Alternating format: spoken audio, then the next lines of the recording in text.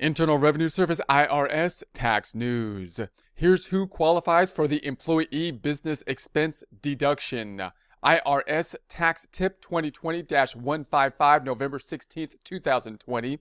Employee business expenses can be deducted as an adjustment to income only for specific employment categories and eligible educators. Taxpayers can no longer claim unreimbursed employee expenses as miscellaneous itemized deductions unless they are a qualified employee or an eligible educator.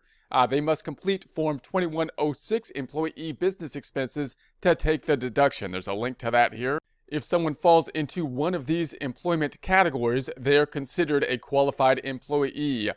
Armed Forces reservists, qualified performing artists, fee-based state or local government officials, employees with impairment-related work expenses. No other type of employee is eligible to claim a deduction for unreimbursed employee expenses.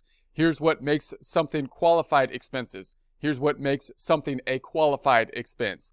Paid or billed during the tax year for carrying a trade or business of being an employee and ordinary and necessary. Let's go through this one more time. Paid or billed during the tax year. So obviously paid or billed, it has to be during the tax year that we're talking about, for carrying on a trade or business of being an employee. So trade or business of being an employee and ordinary or necessary. Those are key terminologies. It's got to be ordinary and necessary, basically for the income generation for the practice of the business, which for tax purposes, for business purposes, would typically be for income generation. Taxpayers should know there are non-deductible expenses.